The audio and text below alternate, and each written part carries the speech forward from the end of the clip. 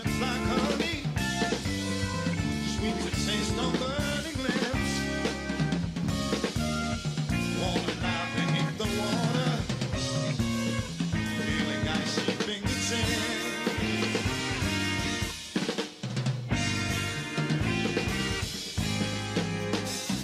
Soothing nectar to my body, wash the image from my eyes. Dirty streets of hungry people, drink the water, dry your eyes.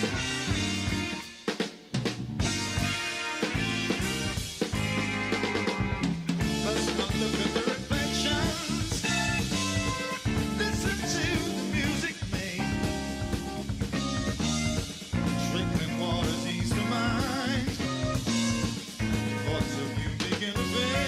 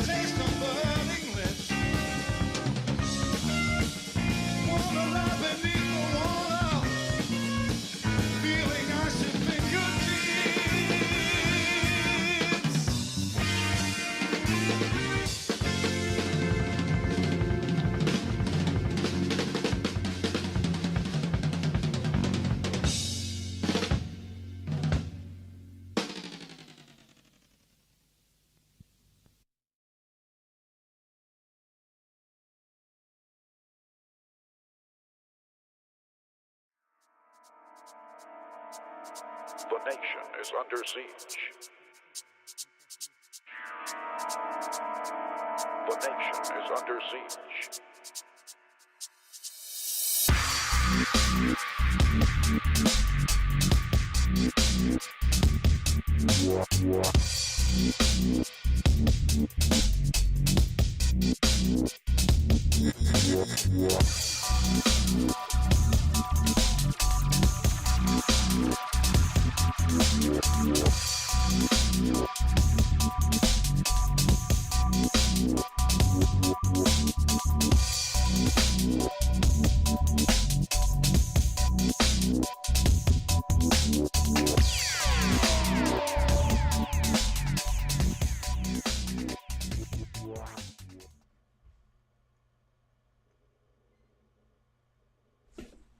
Good evening, everybody. It's Divided We Stand on Sunday evening, June the 2nd, 2024. We've got a show for you tonight. If you're unfamiliar with this program, this is called Divided We Stand. It's our Sunday show. You can find us on YouTube on the Divided We Stand channel. There are quite a few Divided We Stand channels, so you kind of have to look around. But we're there with the political channel. You will also notice that we have a Facebook group page, a very, very popular Facebook group page. You can find us there also. We normally broadcast on that platform also, but Facebook no longer allows group pages to stream from those pages. So what we have to do is we have to share the link from YouTube and put it on Facebook, which I've just done. So you can find us there. Also, you can find us on Environmental Coffee House. We have that going live right now. So if you think of it, please subscribe to our channel. We aren't monetized. You won't see an ad on our channel. No siree. And also on Facebook, the group page, we have nothing monetized. We're not trying to sell anything. We're just working as a team, trying to commiserate, given this horrible political situation that's been going on for years now.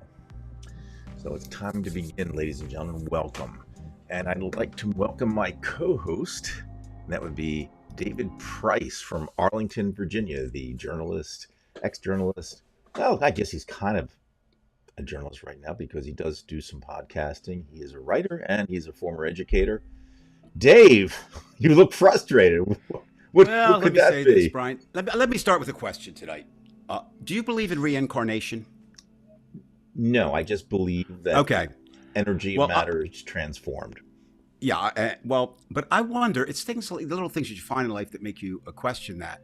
A friend of mine sent me a video of a somewhat little more than an infant. Now, he was definitely under 2 years, if not under 1 year, playing this piano. Now, of course, it's probably a doctored photo. But I went on YouTube, and there's all kinds of this stuff.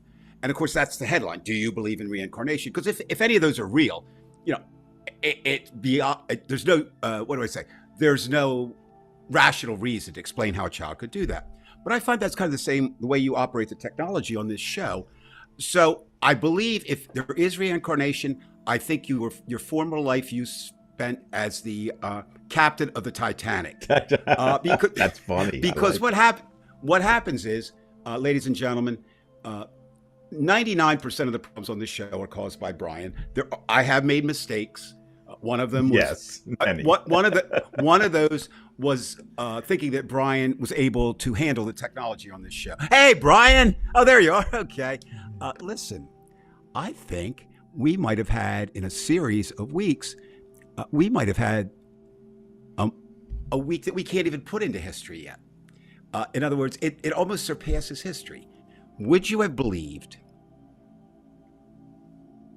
at any point when you were alive in the 20th century that you would live to see a former president of the United States found guilty for having sex with a porn star actress? And I do think, again, we should give Stormy, some credit. Everybody says porn star, and that's part of it. But I mean, she's a writer. Her book is good, actually. I heard she was a valedictorian of her high school. I mean, I'm not joking either. No, she was. I mean, she's smart. Don't get me, and of course, if people that don't like porn, okay, that you put her over there, whatever. But again, so, I mean, I understand they label porn star because that's the salacious part of it, but she's much more than that. But does have sex with Donald Trump, and Donald Trump decides when he's going to run for president that maybe that wasn't the best thing he should have done.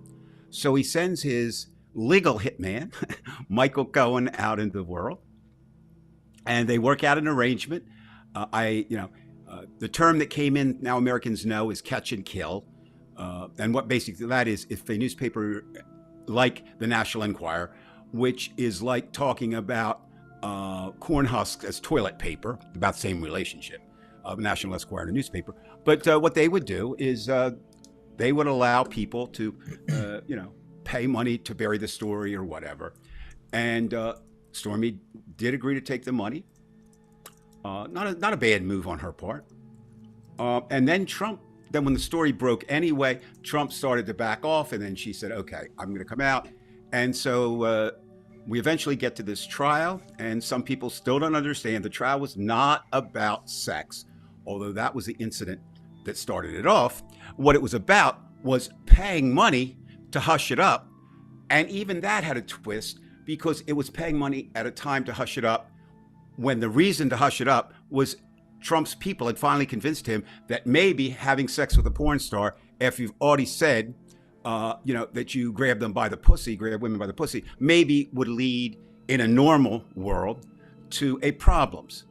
So we get on the stand, we get a porn star, and many people, like I said, have in their mind what a porn star is, and it's not, shall we say, they don't think they're of the highest quality. That's, for the most part, that's wrong. But okay, you've got that, and then you've got a convicted liar who's been in prison, being a witness, supporting her statement, and although he never took the stand, you have the ex-president of the United States. And whoa, after a few weeks, the judge says to the jury, go and judge. And they did. And they are heroic people. They are. 12 people just like you and I, just like some of the... I never would have expected it, and I even said so at the time. No, I did. Well, let me rephrase. You said some of them. You think some of them. I did not say all. You were half right. No, that was amazing to me. I thought they'd Solomon half the baby and do something. To come back with that, I was stunned. A friend of mine called like 2 minutes after it hit the news, And I said, really? I said, okay. Hey, by the So- way, your girl was wearing a bulletproof vest supposedly too. That is absolutely correct, and it's wise. I would say to Stormy, if she were to ask me, if we have a third conversation, we've had two. And by the way, for those of you who are new to this channel or watching after the live program, my co-host here, Dave, actually had Stormy Daniels sit on his lap. I don't want to get salacious here, but it is a true story. No, it's the only thing that Donald Trump and I actually share in common. We've both seen Stephanie, which is her real name, or Stormy, up close, personal, and the way God, if you believe in God, brought her into the world. Having said that, okay, I would say to Stormy, this is no joke, I would say she had, the last time I saw her here in Washington, she had 2 very large bodyguards. And I'm not being smart. I would keep those and maybe get a couple more. And unfortunately, for a while, she's going to be a target. And we'll talk about all this tonight. But what we have to say is, here's what we have to say, people. 2 things to start. Number 1, this proved that the part of the American judicial system still works.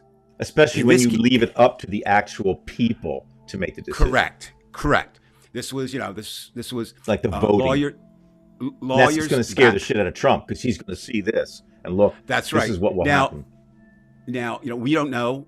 It's up to the jurors now if they want to reveal themselves. They are protected, but if they want to come forward, they can be doxxed. But that's a problem too. Well, but I mean, I wouldn't. At this point, I wouldn't. I wouldn't. I mean, no, I'm just saying that there are Republicans who would dox them. Oh no! I'm saying I wouldn't come forward. I just wouldn't. Right. I would, because there's too much danger, and I'm going to talk at length, or we're going to talk at length tonight about that. But the thing is, first of all, in this dark mire and muck of despair, a light shone, and it shone on something that's extremely important, and that is, at least in this case, the jury system worked. That's number 1. Number 2, it's not over, okay? And we'll talk about those things tonight. I think we can leave the idea of the actual verdict off. We know what the verdict was. It was surprising. You're right. Like I said, I thought they would come back with. I thought maybe something like, because you'd find one juror. All he needed was one juror out of 12. And I don't care what they say about only 5% are Republicans in that district. You got to be able to find 1 or 2. Well, you know what actually surprised me, and this also I think speaks to human nature from time to time, the good part of human nature. We see a lot of the bad. All 12 of those stood to make a ton of money by just throwing their vote. They could have come out with books. They would have been supported by billionaire and millionaire Trump supporters, right? And they put all that aside. They also put aside, they have to believe, as I believe, that they put themselves in immediate risk by doing the right thing. And what that says to us, especially to young people, is there is a cost. There is a cost sometimes for doing the right thing.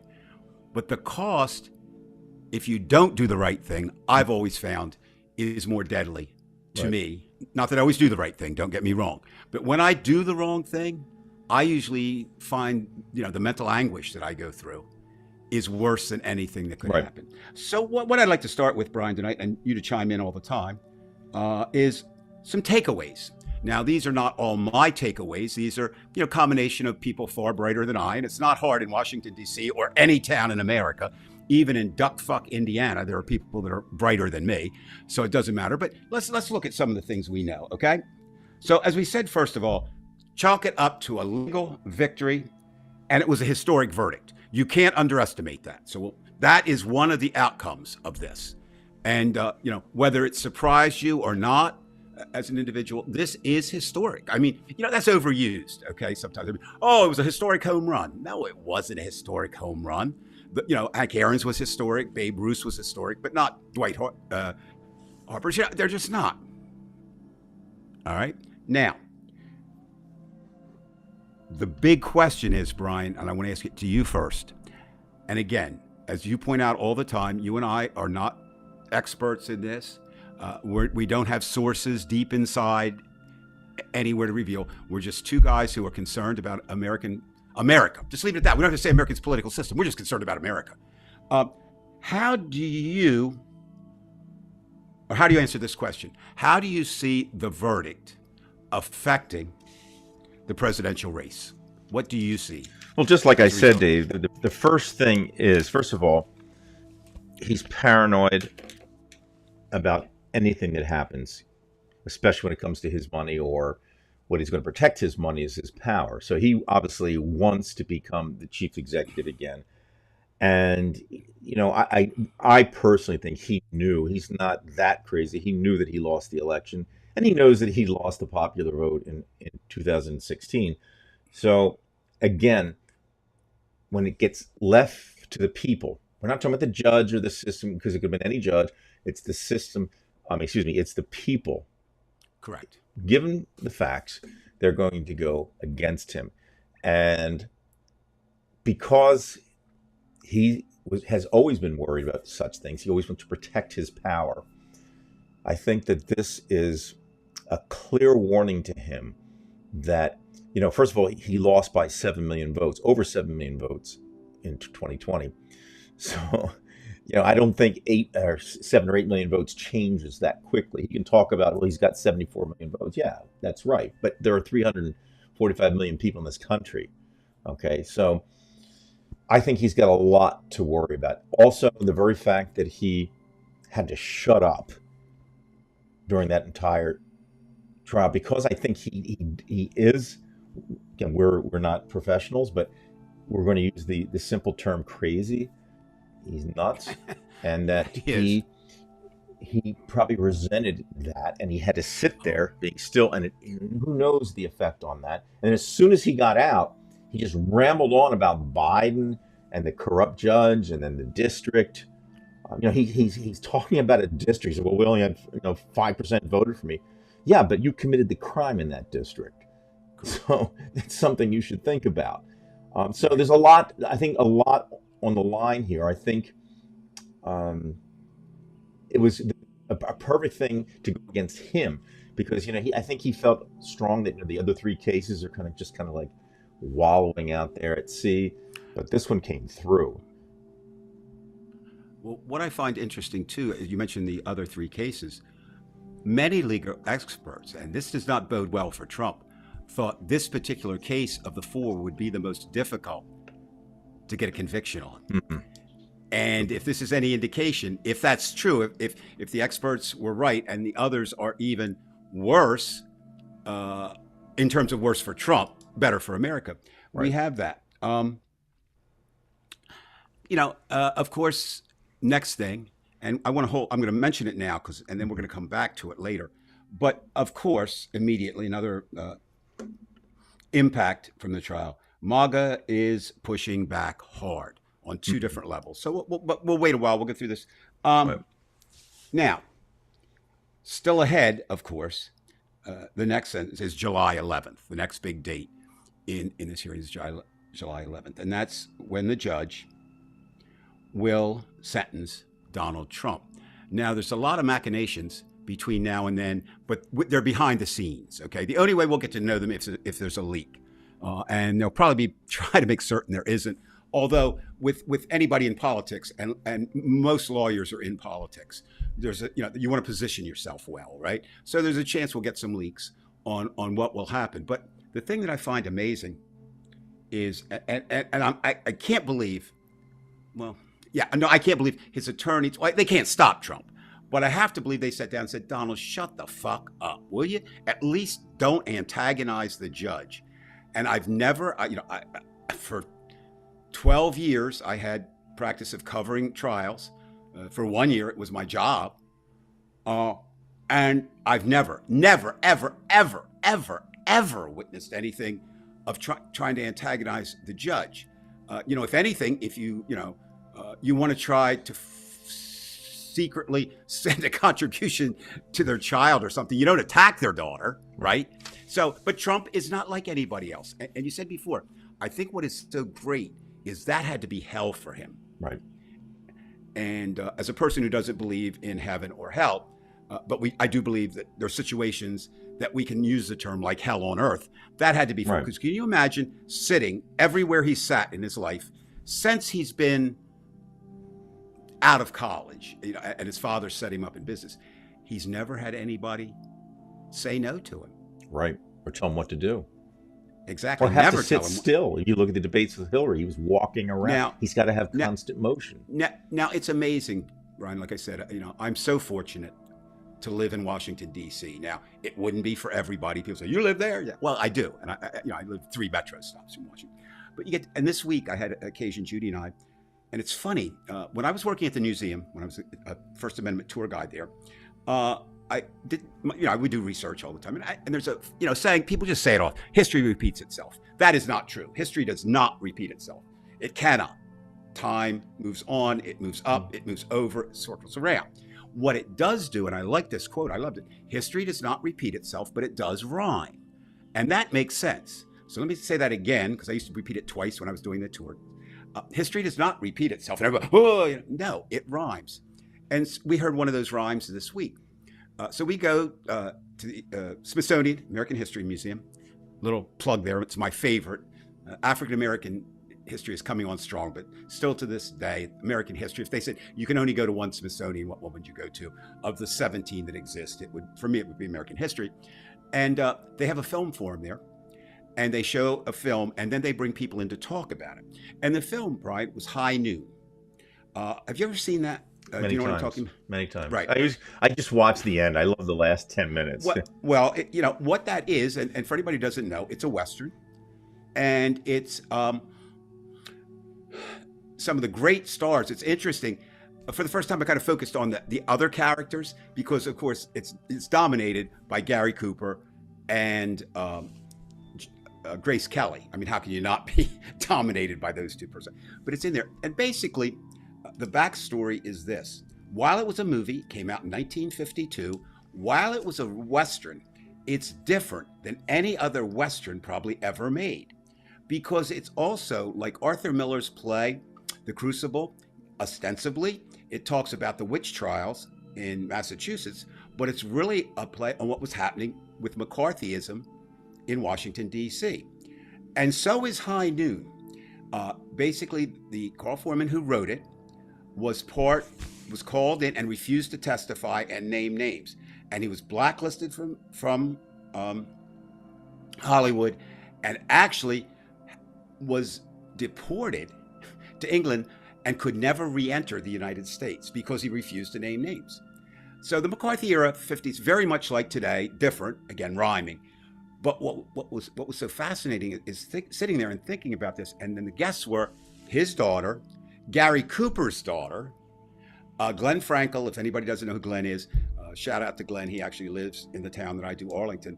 He's a brilliant writer, and he takes movies. He's done High Noon, he's done Midnight Cowboy, and he's done The Searchers. And Midnight Cowboy is a fantastic film also. But he's not a film. He's a historian who talks about film, right? And so listening to them, and all of them agreed that we're living through another McCarthy era. And it does. I mean, it's just there. So as we do this, it'll probably, I think, again, I'm going to speculate. I think this will be bigger than the McCarthy influence was on its time. Not necessarily the individuals are charged. You know what I mean? If you got Hollywood blacklisted, and I would encourage everybody, to read that. First of all, see the movie. Like today on my Facebook page, I posted something. I said, sorry kids, once I just can't stop myself from teaching. And I posted something about Arthur Miller's play, Death of the Salesman. I mentioned Arthur Miller a few minutes ago. But I think Death of a Salesman is something that every American should read, see, if possible. It's still out there from time to time. Worst case, watch a couple of the movies that have been made on it. But more importantly, discuss it with somebody, right? And I feel the same way about High Noon. I think it's a film every American should see and then learn or think about the connections of why it goes beyond that. Now, one other personal story, the nice thing, Brian, about doing these shows that you do and I do, is you can bring personal things in that don't mean a lot. But I think sometimes it just is a personalized. So I do have a Grace Kelly story, if you'll indulge I me have for one a too, moment. but I can't say it on the air. But go ahead, Well, you I go know. first. No, I know. Kate, you walked up to Grace Kelly and said, "Honey, I love you," and she said, "Get lost." I know that story. So I'm like, no. Here's the story. When I went to Villanova University, where I graduated, one of my friends was named Patrick Hayden, and he was going to marry another one of my friends, who was going to become Donna Chambers, who was going to become Donna Hayden. And Judy and I drove up from South Jersey to Villanova, and it was going to be in the stately, the cathedral at Villanova is you walk in there and you kind of wow. So anyway, so we're sitting there and the wedding isn't starting and the wedding isn't starting and the wedding isn't started. And I said to Jude, I said, I mean, you think Patrick got drunk and they're trying to find, what happened, right? And finally, Brian, as we're sitting there, the most beautiful older woman I've ever seen in my life walked to the front of the church, sits down, and the ceremony starts. And I put it out of my mind. I'm watching my friend get married. And then we were taking one of the bridesmaids, who was a good friend of mine, taking her to the reception. And I go up and Chris said, "Did you see her? Did you see her?" I said, "Did I see who?" She said, "Grace Kelly." I said, "What?" And I'd forgotten that Patrick was a Kelly, and that was his aunt. And she was there. So she's one of those people, like, if you saw her, wow. I mean, and this was years after she was a star. Let me tell you, don't tell Patrick this, but I won't. I might have told you this before. You had sex with Donna, his wife? No, go ahead. No. My father took me to his a sports reunion for Westfield High School. Okay. He graduated in '39, and there was a guy who was he was a tremendous. In fact, he was still in good shape, and at the time he must have been something like 70 or 72 or something like that. Really good-looking guy. And my father had said, "You see that guy right there? He had Grace Kelly. Relations. Grace Kelly used to come over to hang out with some of the guys from Philadelphia." Now, Oh, yeah. it makes great sense because this guy, I mean, I'm not homosexual, but the guy was a really good-looking guy. Oh, even in no, his- I mean, and she was a gorgeous woman. So I mean, yeah, I'm not I mean, completely it's shocked. no, like I said, and it's just like I said, I didn't know who she was, but she was what you would call a showstopper. Now, unfortunately, I don't have more to that story because she flew in with her jet from Monaco, parked the jet, came. They had a special reception just for her and some family members, and so she never showed up at the reception. But she did have a home for years and years and years in Ocean City, where she That would show I up. didn't know. Yeah, she wouldn't, you wouldn't see her walking on the boardwalk getting a Mac and Manco's pizza, but she was there. So anyway, that was a kind of a long way of going on. But the thing is, we have to remember on all these stories that happen now, look for the rhymes in history because they can teach us what might happen, what might not happen, how to handle it.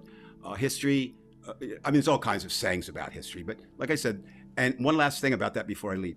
Like all good Leave? sayings, You're not leaving. leave the subject. Leave Okay. the subject, not leave the show. Is the idea? Well, 12-minute show. I might someday if if you don't learn to do it better. But what happens is this thing, this history rhyming. I did research to try to find out who said it, and nobody, you can't find it. It's one, but you know who they always say when they can't find who said a quote? They always say Mark Twain. So the only thing I can say about the quote, history does not repeat itself, but it does rhyme, is Mark Twain did not say it, despite things out there that he did. Now, of course, other questions are circulating. Let's do the quickie. You give the answer you think is right, and Okay. then we'll look at it. Will Trump be able to run from prison? I don't think he's going to be in prison, but yes. Yes. So anybody who thinks prison ends, it does not.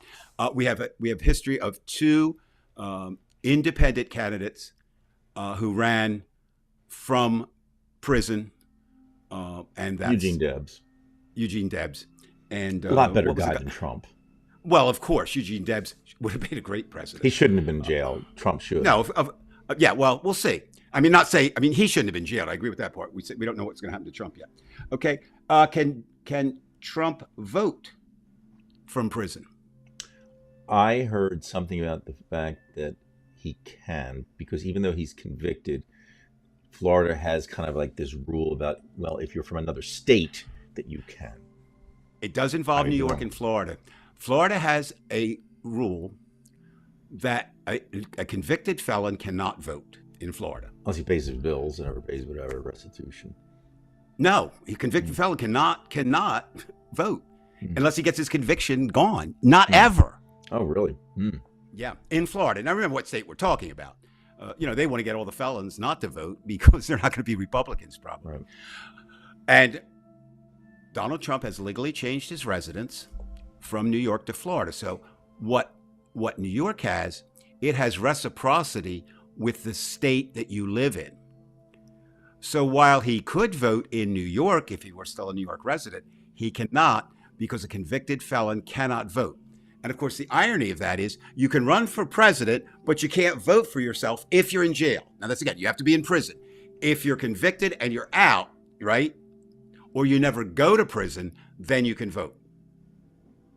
So the election would have to happen while he was in prison, right? First of all, you have to be in prison, and the election would have to happen then. So it's probably, yes, he will be able to vote because the appeals are going to take forever.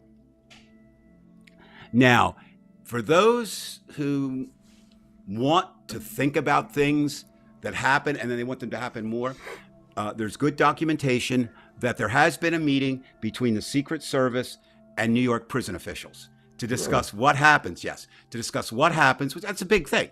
The president is entitled to Secret Service protection for the rest of their lives. There's nothing in there. Can I interject? Because I do have. Oh, I sure. want to ask you this.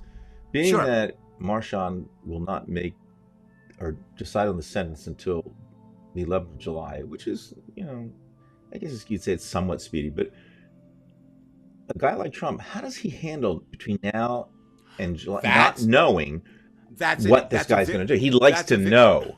Well, that's a very good question. And this is what, okay, the overused term uncharted waters. Right. Well, this is uncharted waters on Speculate. steroids. That's what we do. We speculate. We speculate. Okay. So I think he's going to go even more bonkers. He's going to go more in depth. He's going to, as it goes on, it's like, look at his tweets. Well, now they're not tweets anymore. What do they even call those? I don't like Elon Musk. I don't like the fact that he took over Twitter. We'll go into a whole show someday about him. But the idea, it was really cool. Like, you tweeted. Now you can't say you tweeted because it's called X. What a dumb move, Elon. You're a dumb man. You're almost like Trump. Granted, you have all the money in the world, but you're still a dumb man. And I would love to debate you on that. But but notice when on Truth Social, which is Trump's platform, which went financially down the tubes. That is one thing. Another effect of the verdict. It dropped millions and millions and millions of dollars in value. But look at what time his worst tweets are. If he's up longer, like 3 a.m., 4 a.m., they get worse. And it's going to be the same thing here. As the time goes by, but it gets closer to July 11th, I think he's going to pick up. We're going to see even more of the dark side of the dark, evil mind of Donald Trump. That's my guess. Right. He's not going to rest easy. Well, let me ask you, Brian. I mean, we've always said Trump's not normal. But there are certain human conditions that are normal no matter. Well, can we at least first address that? When we're just speculating. But a lot of people will say, well, Trump's crazy, but they don't really mean he's crazy. They just say, he's ludicrous, but he's of sane mind. I still think the possibility is there that he has some deep, deep psychological problems. And that when we say he's crazy, we can't put a name on it, but he may have that. Well, they have put names on it, and they fall into two categories. Narcissism. When I was living in Atlanta, which of course is that short 14 months, we went there to see our grandkids. That was the time when Trump got elected. So when he got elected, I was not in Washington, D.C. I was in Atlanta.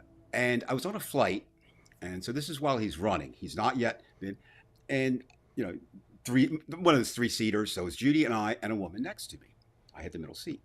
And we got to talking and she was very conversant. It was a nice conversation.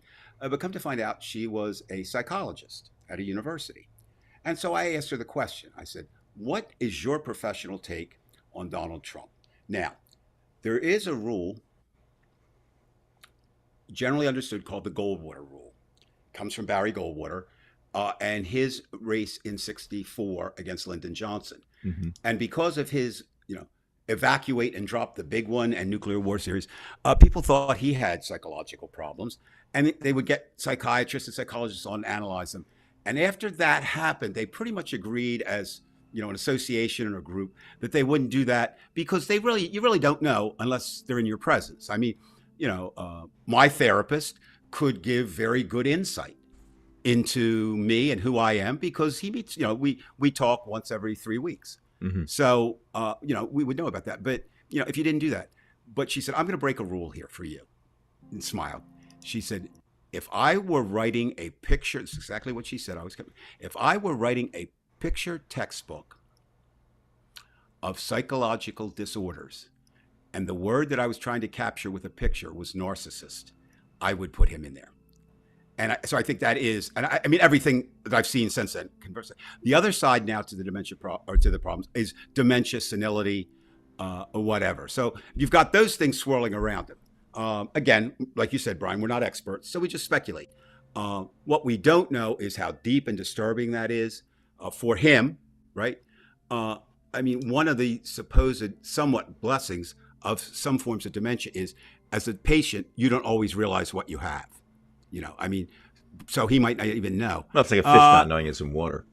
Yeah, let's see what Judy has to say. Never been around Trump, but from his present, I would say he's narcissistic, bipolar, dissociate disorders. And Judy, I would say bipolar for sure. Yeah, I'd say you're right on the money. I mean, I think what it is while we say, and I believe this to be true. In fact, his own niece, Mary Trump, has said it on numerous occasions. She said he is the only human being, although he is my family member, he is the only human being I've ever come across who has no redeeming qualities of humanity. And I think that's true. Now, normally, I might feel a little sorrow for someone like that. I don't know much about his background, but two things I will say. We know that his father attended meetings of the Klan and neo-Nazis. We know that. That's an established fact. So you can imagine what the conversation was at home, right? right. And his mother, if Trump didn't all do the personal things, I would never do that. But I think it's just got to be gloves off with Trump. His mother, have you ever seen a picture of her? God, Yes, I she's have. scary looking. My God. Well, his father's looks a little. Well, I mean, so squirrely, I too. don't think Trump had a great upbringing. And I do think, maybe I would say, I wasn't there, but they say he was really moved when his brother died of alcoholism. Heard MAGA is mad at Aaron Rodgers for ignoring Trump at UFC event. We're going to come to that. Jeff, you're ruining my, no, it's great. We have that, I actually have that in tonight to talk about. We'll probably run over a little bit, Brian, but you don't have to go to school tomorrow. Don't worry. Just don't even call Yeah. it. Just don't go. So anyway, now coming back to this, history doesn't repeat itself, but it doesn't rhyme. I kind of lied. I want to do one more thing with High Noon and the McCarthy hearings. The McCarthy hearings, Joe McCarthy's legal mind, Joe McCarthy was a drunk. He died early Yes. from pure complications with alcohol. Mhm. He was Cirrhosis a of the horrible. liver. He was a horrible person. Cirrhosis. He was a horrible person. He's always used an example of you push too far and bad things happen. Okay, that may be true. At least in his case, it did. But his advisor, his mouthpiece, the real man behind all of McCarthyism, Right. was whom? Brian? Roy Cohn.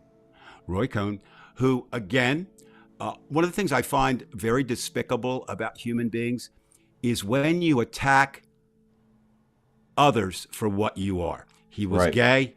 He was homosexual. There is nothing, Self-loathing, homosexual. absolutely nothing wrong with acting who you are. Right. But to turn it around and do things, and that's actually what got him. What actually ended up getting him caught. He had a young lover who finally got drafted, and he tried to get him out, and he couldn't. So anyway, but here's the catch. He has been described as Donald. This person has been described as Donald Trump's real father. Any idea who he is? You're saying that he's been described as his As- father, not his DNA father. Not his DNA father, but everything that a father would do. Well, he then it's did. got to be Roy Cohn to me. It is Roy Cohn, okay? Right. So think about it.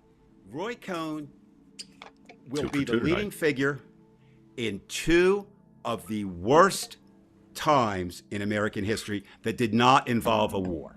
Okay, so that's something, it's amazing. I mean, what are the chances of that? All right, so now the other thing, and some of our people have been writing in, what about the MAGA and what they have? Well, a couple things. Trump has the ability. I don't understand this, Brian. I'd like your take on this. He has the ability, or his people have the ability to see, which I can't. To me, you're either a weenie whiny baby or you're Superman. You can't be both, right? Does that make sense? You could be a weenie. I mean, you could be normal, but if you're going to be one side, the two spectrums, weenie whiny baby over here, right? And then over here, you've got Superman strong. Yet his followers seem to see him as both, and that's a psychological impossibility. But of course, now he uses, and he switches, right? He switches. He has no. He's not even a chameleon. A chameleon's smarter than he is, but he just has this ability to slide. So obviously, he's going to fundraise off of this. And do you know, in the first 24 hours, how much money do you think the Trump campaign raised in 24 hours from the verdict being issued? 24-hour period. Any idea? Well, my first guess is in the millions. It is in the millions, and I wouldn't expect. I mean, I don't know, $15 million. A little short, $35 million. It was his largest day of contribution so far that didn't involve a fundraiser, right? A major fundraiser. So anyway, we've got all these things happening. But I think the most scary thing is the one that a couple of people have put up and we put off yet. And I'd like to just give some, fodder for thought, are the responses from the Trumpers. So, yes, Judy, you're absolutely right. I think Stephen Miller, is very, very similar there. I mean, there are comparisons definitely between Stephen Miller and Roy Cohn. That's very insightful, Judy. So let's see. There's some, and I need to read them. I apologize. I usually try. There's too many to memorize. So if I look like I'm looking down or looking away, I am. Okay. These are actual things that appeared within an hour of the Trump verdict on different social media platforms. Here's one. Something who has nothing to lose and is in New York should take care of Supreme Court Justice Juan Merchan. That sounds like a death threat. Yes. Okay. Now, this is another one, same time period. It's time to start capping some lefties. This cannot be fixed by voting. Now, I don't think they're talking about fixing people's teeth. Cap somebody's ass. That's what they want. That's what they want. Now, again, I'm not, as an English teacher, I don't do this. I'm going to break my own damn rule. If I can understand what you've said or what you've written, I don't make fun of people who spell things wrong. Spelling is hard. Right. Spelling has nothing to do with intelligence. But in this case, I had to laugh. He spelled lefties, Leftys. So maybe he won't be as dangerous because he can't spell. All right. There's a place that anybody wants to go, not go to the dark web, but see what would be on there. It's like the dark web light, and there is no such thing as light. These are a couple from there that I picked up. One issued a call for 1 million Trump supporters to go to Washington and hang everyone. Now, I kind of have a vested interest in that one because I am, technically in Washington. And another said, President Trump should already know he has an army willing to fight and die for him if he just says the words. Okay. Now, these are not made up. There's no AI. I don't really think there's AI in this. It could be. I don't think it's Russian disinformation. I really believe that these are real Americans commenting on the verdict. Now, one was brought up earlier by name, Laura Looper. Are you familiar with Laura at all, Brian? I don't know that I am. No. She's like a MAGA queen. She's like way out there. And I actually posted it. She was the only one I chose to post. But basically what she said, I'm paraphrasing here, but she said, what a farce, I'll go. Rikers Island is a pit. Donald Trump shouldn't be there, and I'll chain myself to the gate there. So I wrote back to her, and I said, Laura, we're all entitled to to our own opinions. But if you need someone to lock the handcuffs, I'm willing to do that for you, if you'd like me to. But I mean, this is Laura Looper, who has an inordinate impact we have what, 14 people who like us, and she has 400 million. Yeah, I would, Brandon. I don't like to name. I don't like to make pejorative names anymore because Trump has ruined that for all of us.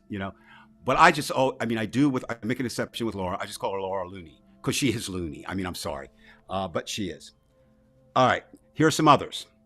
This one was very short, but this was repeated and repeated and repeated. So reposted, retweeted, whatever you want to call it. Just simply RIP America. Now, what does that mean to you? It means to me that they feel that this verdict is the end of America. That's really what they're saying. That everything they believed America was, or thought it was not, or thought it is, did this. Another, which also made the rounds, called the Trump verdict, quote, a declaration of war. Okay. It was a verdict. It was 12 people. Mm-hmm. Now, another, here we are. I love this one. Love being wink, wink. We are now a third world shithole heading for a civil war. There's no way we can reunite. Now, notice what they do. They pick up Trump's words as if they're gospel. Remember, Trump described some African nations and others as shitholes? Yes. So now they're saying, we're no better than a third world shithole in their mind. This one, certainly violent enough. Today is January 6th for the entire nation. Now, what does Trump do while all this is swirling, in 24, 36 hours? Well, he comes out. This is his first, after he made the disclaimers and stuff, right after the verdict. This was his first on Truth Social. Okay, now, I think he needed maybe Roy Cohen. Roy Cohen always said this. He said, you attack, you attack, you attack, you attack, you attack. So obviously he does this with Cohen's blessings. This was a disgrace, speaking of his verdict. This is Donald Trump's words. A rigged trial by a conflicted judge who is corrupt. We will fight for our Constitution. This is long from over. Yes, now, notice the words. Now, notice the words there. If I say I'm going to fight against Trump, I mean I'm going to do everything legal, moral, just. It would be an interesting experiment. They've done it with Hitler. So I'll pose it to our audience. I don't want an answer. I'll answer it if somebody wants me to. My own opinion, but not. If you could, it's been since the end of World War II, this question has made the rounds. If they invent time travel while you're alive, would you take a gun back and kill Adolf Hitler? How would you answer that, Brian? Well, it's funny. It's odd that you even asked that because a couple of days ago I was watching something and I forget who answered. It was Ricky Gervais. They said, would you kill Hitler? Now, whoever said it, it might not have been Ricky Gervais, but I know I heard he said, well, if it was Hitler was a baby, I would not have killed him. But as he gets toward his teenage years and he starts developing the end result of the circumstances around him, then he would. I think in the end, it's a mathematical question more than than a moral question, because if you knew that he was going to be responsible for a war and the camps where 50 or 60 million people die, you have to murder somebody, you do it. And I'm going to take it from another standpoint. You and I differ rarely, but there are differences. One of the differences is people just say, I'm a huge fan of apocalyptic and dystopian science fiction, and Brian not so much. He's a more practical scientist. He doesn't. And I think this is a fair subject. You deal with the science, not the science fictions of things. That's how you approach life, and I can appreciate that and all that. So I'm going to take it more from a science fiction standpoint, and this can get disputed. And I'm just saying it's just my opinion. I would not go back and kill Hitler for this reason. We know how the world turned out, and it was pretty horrible, with him. But could you conceive of a set of circumstances where it could have been even worse if he didn't exist? It certainly and say wrong. Because you still had Goebbels and Himmler and the rest of them too. And actually, what kind of saved it, and maybe it'll be our salvation with Trump, his megalomania is what did Hitler in. Do you realize? Think about this for a moment. We're talking about history and alternate history, and Cohn and Right. McCarthy and all this. Think if Hitler had not invaded Russia, Right. England would have fallen. There's no question in my mind. Right. Suddenly, Hitler's facing two fronts, right, with the Germans, Russia, and you're our Russian expert, and Russia. I don't think Russia could ever be conquered on a land war. I don't think it could. I just don't think It'd so. be difficult. And, now with atomic Although, weapons, the majority of Russians live in Western Russia. You I could at least control understand that, that. but- You wouldn't want to control the whole thing anyway. Well, but what I'm saying, so I think again, and then of course Hitler again with his megalomania, but also there were really good inside information that America would not enter the war, and they might not have if the Japanese had not bombed Pearl Harbor. Correct. So there's all these things, So I always say, as bad as history can turn out to be, the known is better than the unknown. So that's why when it has nothing to do with morals. So my same question is here. Would you go back now and kill Trump in the future if you could? And I would give the same response. No, but we still have a shot to undo him while he's here too. But what I don't like is the words. When you say fight for our Constitution, I told you I would do. But his people here get my guns. They're coming for my guns. I got to use them now.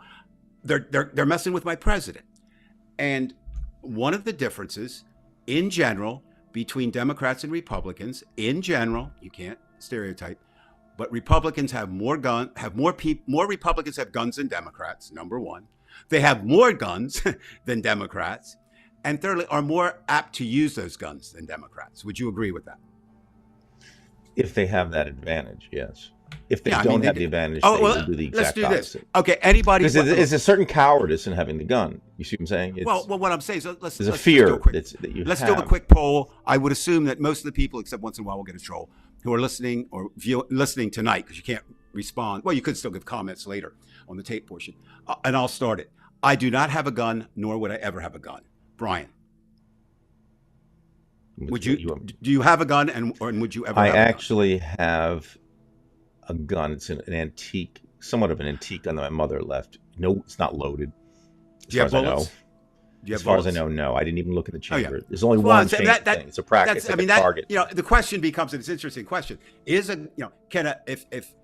if a tree falls in the forest and nobody's there to hear it, did it really fall? Well, it's kind of the same thing with a gun. If your gun has no bullets, is it really a gun, or is it But just? you yourself have said, I mean, if you were in a situation, you I'm not- certainly I'm not rather saying- have. no. Well, and we're both agreeing on I'm that.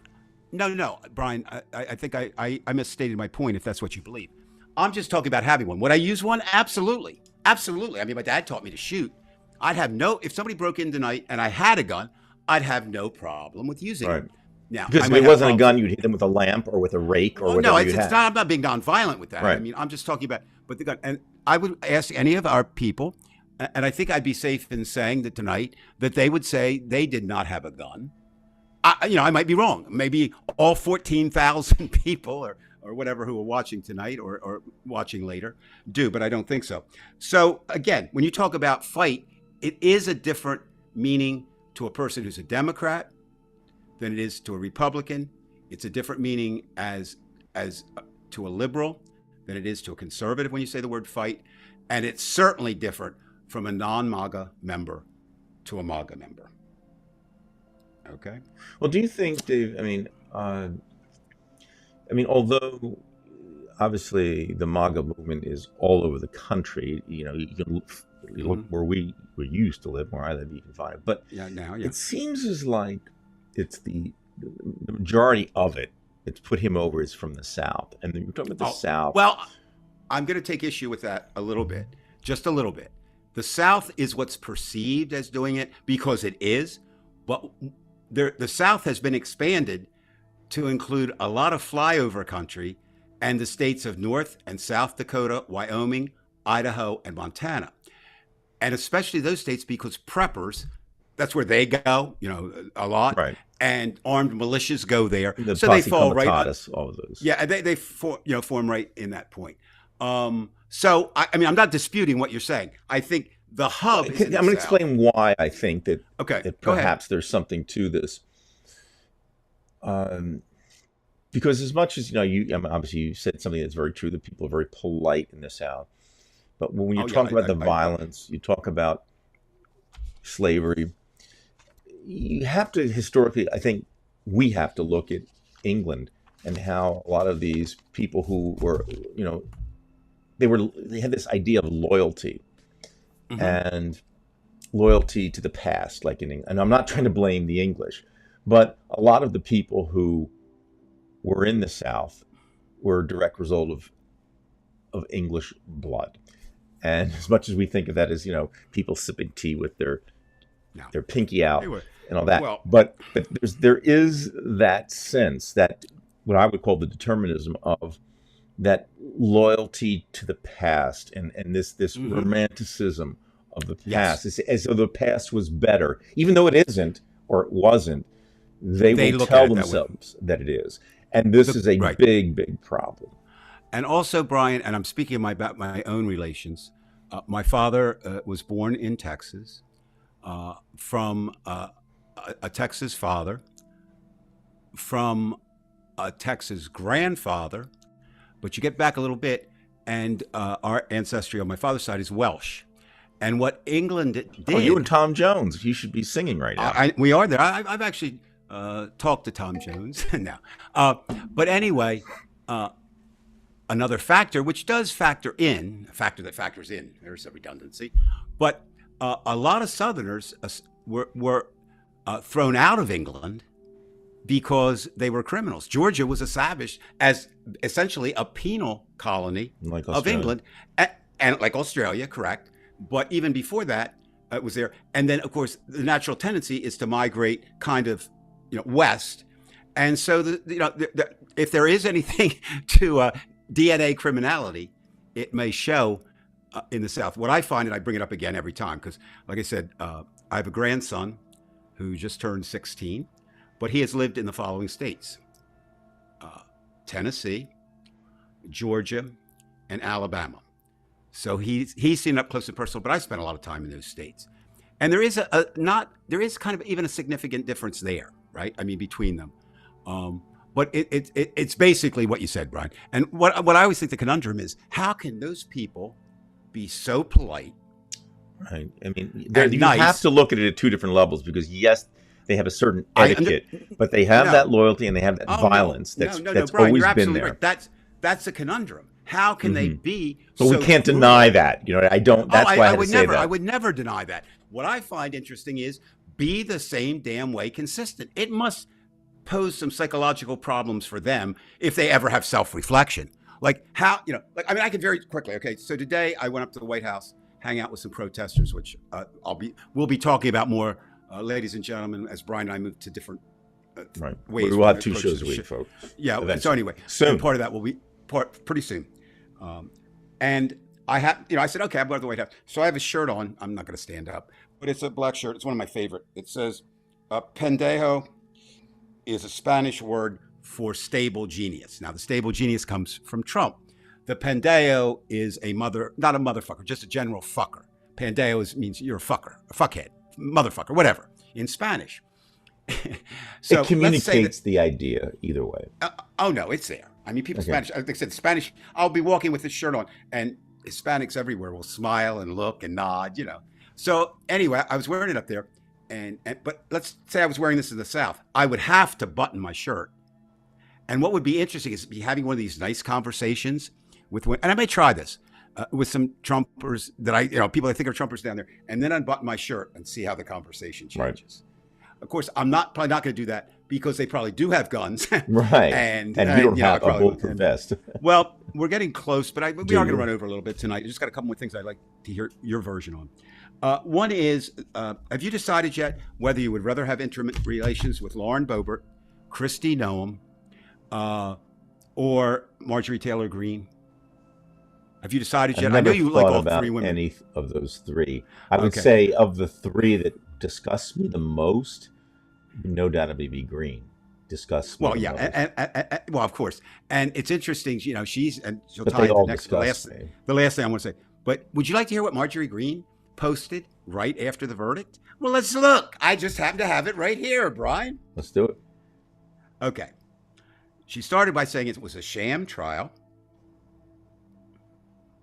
driven by radical leftists and deep state members.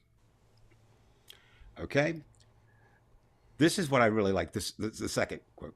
You don't see this level of corruption in a banana republic, but it's happening in our own backyard. Now the danger from Trump we know. The danger from Green we know. But what's insidious right now is, and this is a question I wanted to ask you, Brian.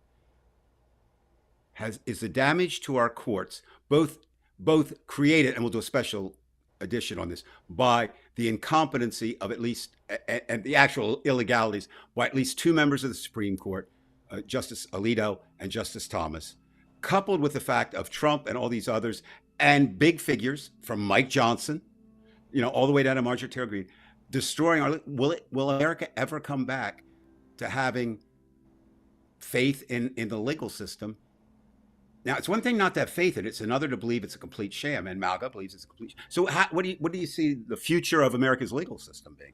Which is something I think you have to ask when you have people like Marjorie Taylor Greene, who is an elected representative. It kind of comes back to what you're saying about history rhymes. Now, in the past, things have turned out okay. We've somehow gotten through our issues, and we've always had a divided country. You've mentioned this before. Absolutely. Okay. But usually what happens is you see a dissipation of the side which is wrong, or there's maybe some type of internal conflict that they tear each other apart, which would be, I think, the way we can kind of deal with it. But in my mind, it is right now what it is. I mean, I think that's the only thing we can really say, Dave, is that it's happening. It's true. And until, if we had a microscope and we had the ability to look at the atomic level, what's going on, you could predict what's going to happen. But that's one thing in a determinist world we can't predict. But right now, it is bad. It's bad on many, many levels. Because I've been looking at this in different ways. Like you look at even Stormy Daniels, because she's important. That the fact that she's a porn star, and I'll tell you why. Because the MAGAs are tied in with the evangelicals, correct? The religious, and the biggest nemesis of the super religious is sex, because they want their religion, their way of life, to occupy your mind. Correct. And what is the one thing that can occupy your mind that's not like that? That is, and that's obviously sex. So this is why you see in religions where they say, well, you don't do this and you don't do that, especially in Islam. But the evangelicals, that whole way of thinking of being able to have your control of the way, and we are the enemy. We are the enemy, whether it's whether it's sex or whether it's just the Democratic Party. We represent their romantic, nostalgic view of what was, which was never good, and we know that. But they will tell you that it was, and this is a problem, because we are in a certain sense, Dave. I'm glad you brought this up. We are in a certain sense in a virtual world, because we have a large population I'm talking about the world too. Right. When you live in a box where you are propagandized, like, obviously Goebbels did, you have what's happening in Russia. You have what seems to be happening here. Now, we have a great history. The great thing is we've had two sides. So at least, the propaganda hasn't, blown us over. But the worst part about it is they're so ignorant, and those who are watching right now aren't going to like this, who are on the other side. They believe that we're the ones that are propagandized. So, correct. Because again, you're going to ask the question, well, how do we know? And I think this is where you have to use logic and psychological, what we were just talking about. Right. We could go on forever on that. But I do think it kind of ties into the last thing that I want to talk just a little bit about tonight, which gives me pause, not just as an ex-journalist, someone who still cares about journalism. And if you're a journalist, you have to care about the truth. You have to you can manipulate it, right? I mean, truth is it in journalism. Truth is part of the job, you know. It not that you're seeking all the time, but here's something that bothered me from this standpoint. I like to be on the side of the small a angels rather than on the side of the devils. Okay, I mean, I just like that. I try to do that, but we have to be careful now. And I said this kind of a warning to our people, and when I say our people, that would be anyone who would listen or watch this show and feel as we do. Okay. Another bad thing happened this week that is attributed to our people, and this is what happened. Not immediately, but within an hour, I guess, probably time-wise, all of a sudden, there's this video out. You might have seen it. It was all over the place of a wild, raucous celebration of the Trump verdict. But there was a problem. Do you have any idea what that problem is? Well, they take a video of. Correct. Here's what they did. No, here's what they did. They took a video in 2016 in England after a big British world victory.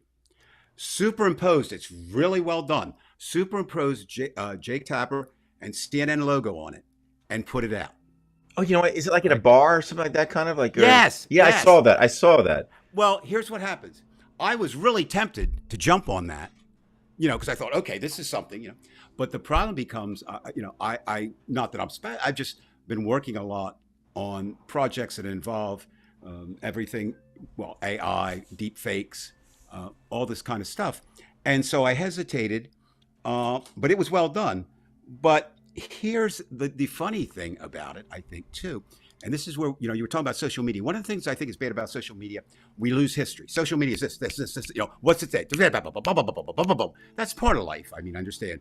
If I have a complaint about life, it moves too quickly now, but that's for another show and another time. But here's the irony of that, Brian. This same video clip was used the day that they released Trump's mugshot. Same video, different. And it's been used for other things too. It's been used for sports things. So my point is a word of warning, and I'm speaking as much to myself as anyone else. Really, the best advice about retweeting or reposting is to hold. I've been burned a couple of times. You know, I really thought it was real. And if you don't, I mean, there's many websites. My favorite, I don't know what you use, Brian. I use Snopes.com. I think they're the best at getting to the truth, and they're there.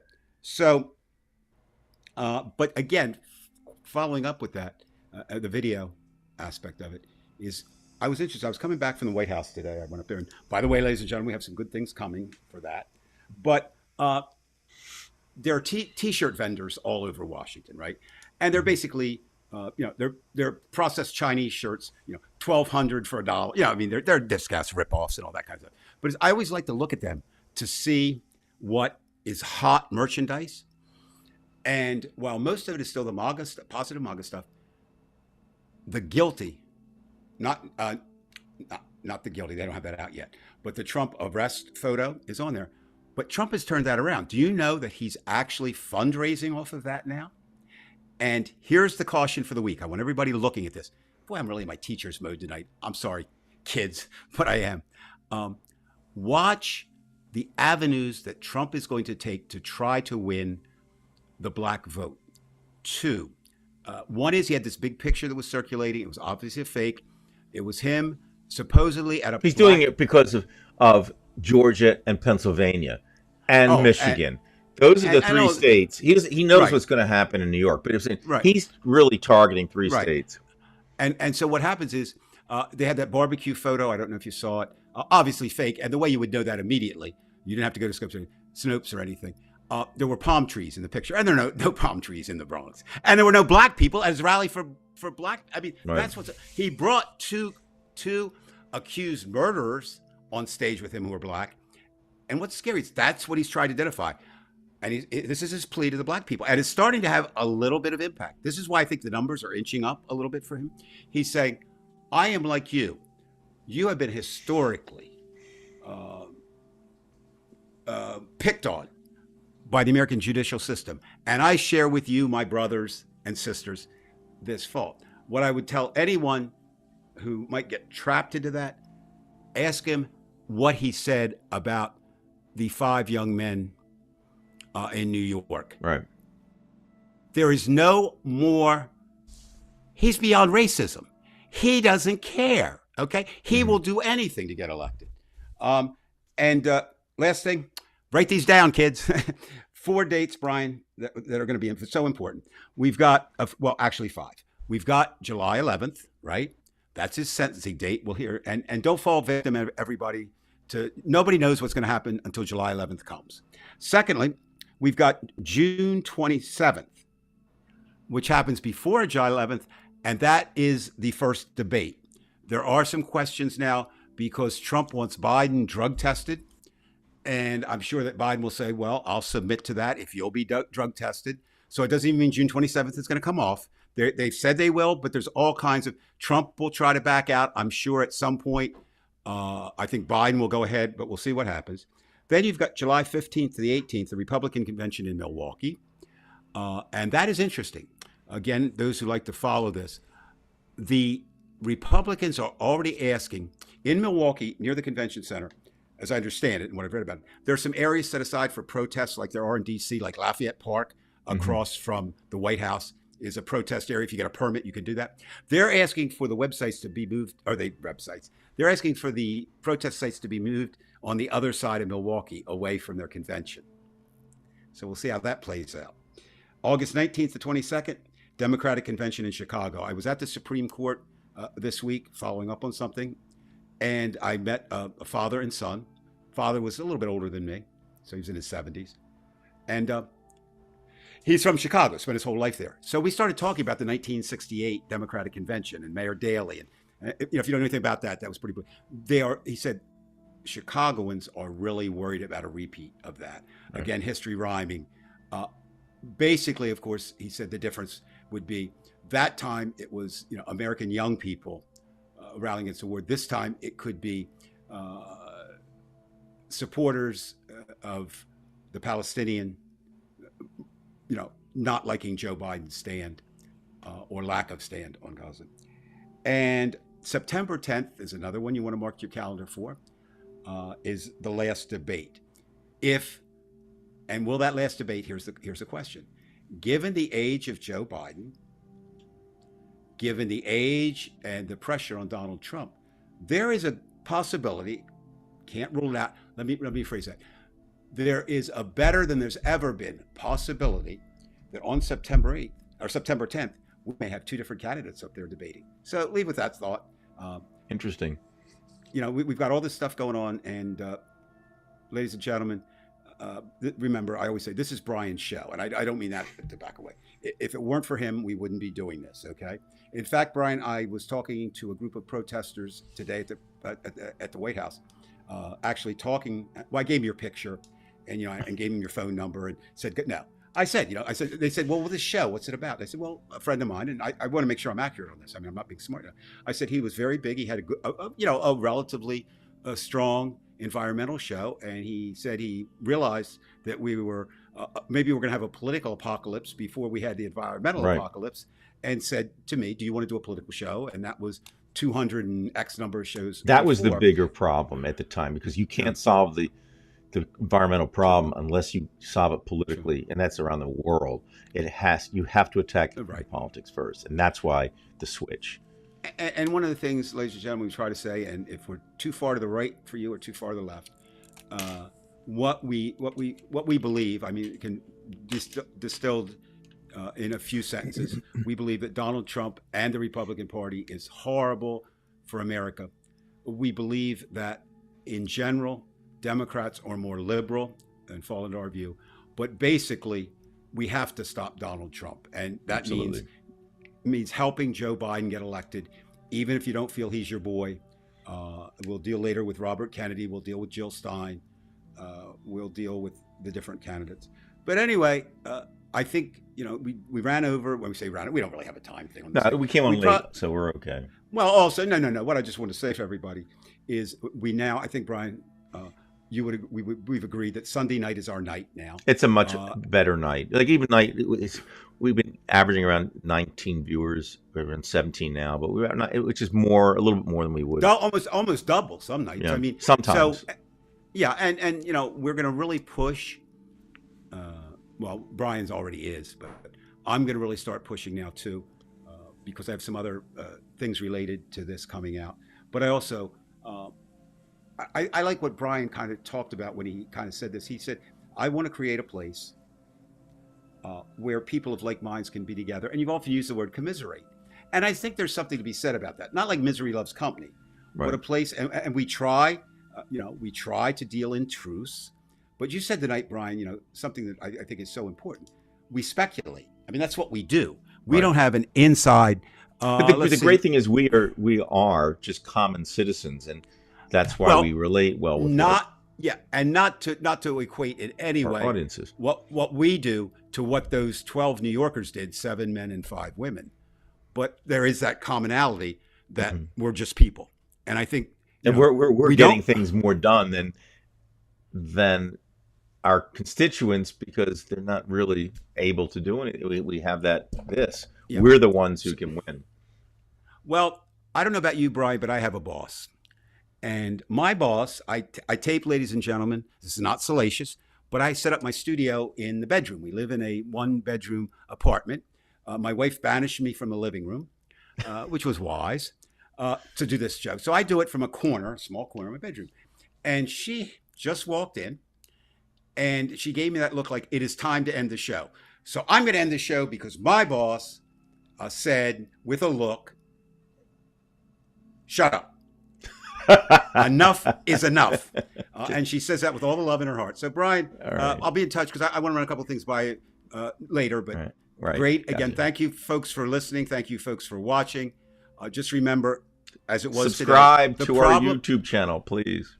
Correct. And remember that mostly, by mostly, I mean 99.6% of the time, glitches, both last week and this week, proof, are Brian's fault. See you, everybody. Today it was my fault. No excuses. All right, Dave. Tell Judy I said hello, okay? Will She's do. still the boss. Tell if Ronnie's still talking, you tell Ronnie the same too. Okay. See everybody next week, and then maybe even more than that soon. Bye, everybody.